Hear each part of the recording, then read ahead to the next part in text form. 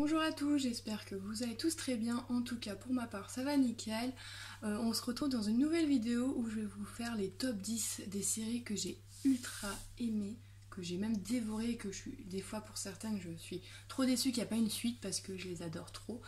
Donc c'est parti, let's go. Now I wanna burn all the bridges between. Première, donc c'est The Dark ou Dark, je ne sais plus trop.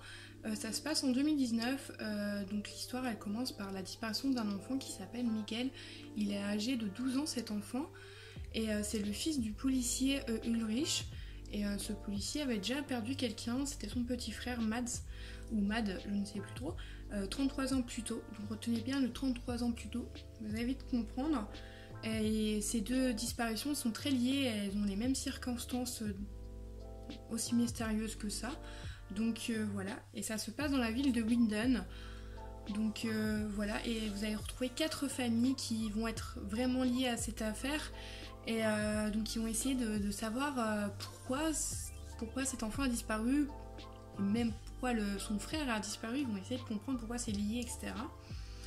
Et vous allez voir dans cette affiche aussi qu'il y a un petit jeune homme ou un ado qui est habillé en manteau jaune. Il s'appelle Jonas, c'est aussi un des personnages qui va être aussi lié à cette affaire parce que son papa s'est suicidé et il veut en savoir plus sur son suicide, pourquoi, et comprendre.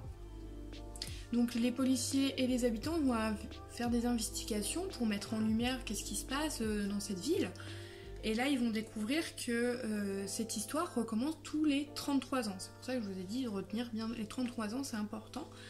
Et donc il faut savoir qu'il y a 3 dates qui sont liées entre elles, le 1953, 1986 et 2019. Et donc vous allez vite comprendre. Et là ils vont chercher le coupable, pourquoi ça se passe, etc. Donc vous allez découvrir qu'il y a plein de secrets dans cette ville et que cette ville qui paraissait si paisible ne l'est pas en fait. Donc voilà, je vous la conseille vraiment, il y a de l'intrigue et tout, si vous adorez de l'intrigue, là il y en a. Franchement, allez-y, foncez, franchement je l'adore cette série, donc voilà. Donc on va passer à la suivante, donc c'est parti. Donc la série elle se prénomme Sense8 ou Sense8, désolée hein, mais je suis pas anglaise du tout. Donc ça va parler de 8 individus qui sont éparpillés aux 4 coins du monde, qui vont soudainement être connectés entre eux. Donc ils pourront avoir des visions de tout le monde. Et ils pourront être capables de communiquer, d'interagir, de se sentir, d'entendre. Bref, voilà, comme s'ils étaient ensemble alors qu'ils sont éparpillés dans 4 coins du monde. Donc voilà, et bien sûr, sinon c'est pas drôle, il y a une organisation qui va apprendre que 8 individus sont connectés entre eux. Ils vont chercher à essayer soit de les utiliser comme cobayes ou de les tuer, on ne sait pas, mais voilà, cette organisation essaie de les capturer, mais là ils vont essayer de fuir, et aussi ils cherchent si ça a un impact sur l'humanité, si ça va avoir un impact sur l'humanité. Donc cette série je vous la conseille, elle est trop bien, je l'adore, il y a plein de suspense et tout, elle est géniale, donc je l'adore, donc c'est pour ça qu'elle fait partie des séries de films à voir. Donc voilà, donc c'est parti pour la 3e. Donc c'est parti pour la suivante. Donc Lock and Key, donc c'est une des séries aussi que j'ai aimé parce que vous savez, moi j'aime bien tout ce qui est science-fiction, un petit peu étrange, etc. J'aime bien ce fantastique et tout ça, c'est des séries que j'accroche forcément. Donc à la suite du meurtre de leur papa, dans d'étranges circonstances, toujours, il y a les frères et les sœurs qui vont emménager avec leur maman dans la maison Chaos, donc une maison ancestrale où ils vont découvrir des clés magiques. Ils pensent que c'est potentiellement lié à la mort de leur père, donc vous allez voir. Alors que les enfants, Locke, donc c'est la famille Locke d'ailleurs, ils explorent les pouvoirs magiques de ces clés. Il y a un mystérieux démon qui va s'éveiller et qui va essayer d'attraper ces clés, qui va essayer de leur voler les clés. Donc vous allez voir, c'est plein d'intrigues, elle est géniale franchement. Et la fin, vous allez voir, la fin je l'adore. Donc voilà, je vous la conseille aussi. Donc on passe à la suivant.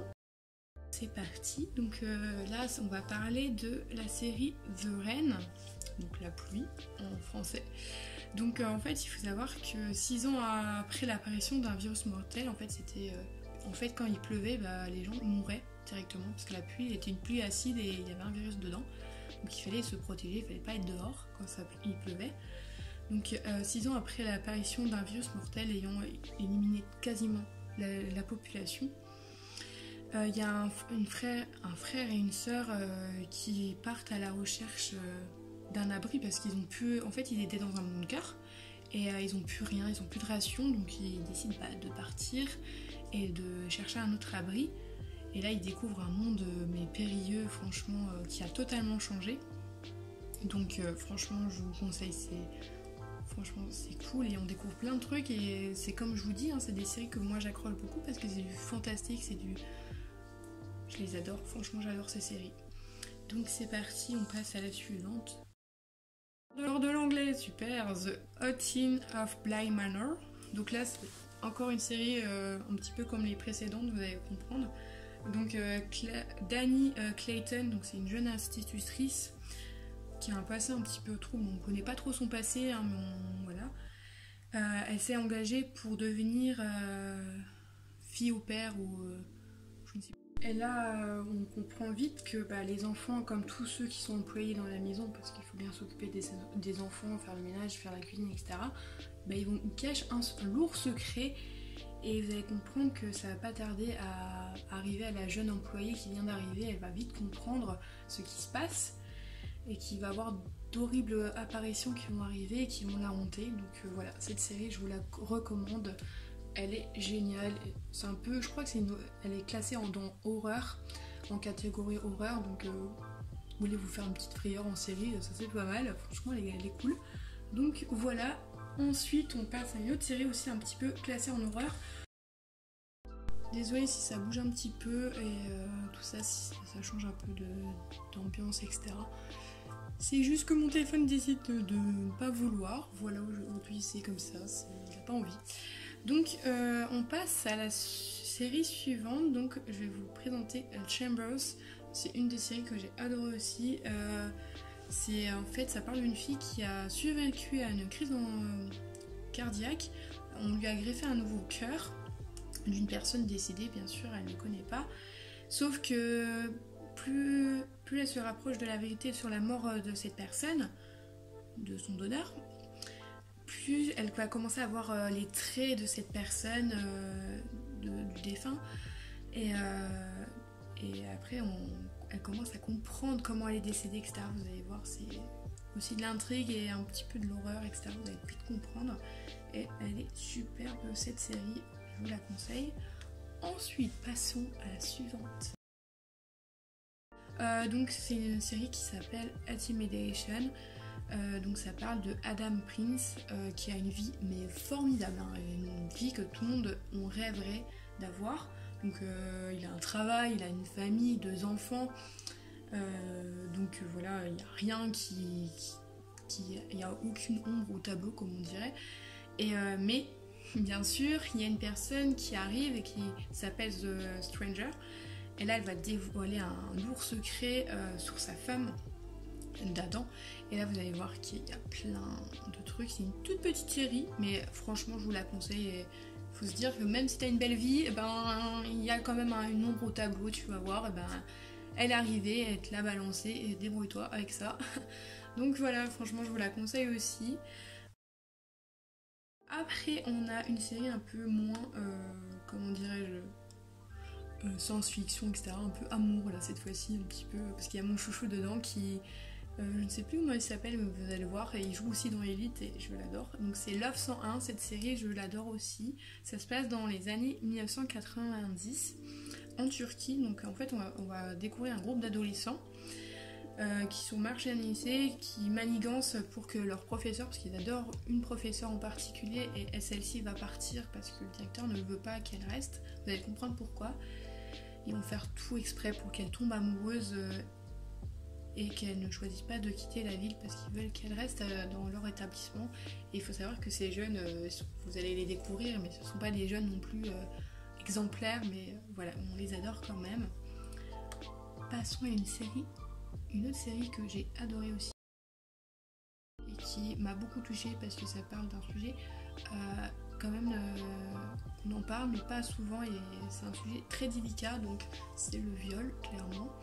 Donc c'est une série qui s'appelle Unbelievable, bref vous allez comprendre, je ne suis pas anglaise et c'est dur à dire. Donc elle s'appelle Mary Adler. C'est une étudiante dans un programme d'aide aux jeunes défavorisés. Pendant la nuit, elle se fait violer dans son appartement à Linwood. Donc elle va appeler la police bien sûr, mais les policiers ils sont étonnés parce qu'il n'y a pas d'effraction, c'est étrange, il n'y a pas de traces, on ne sait pas s'il y avait un violeur qui est venu, vous voyez.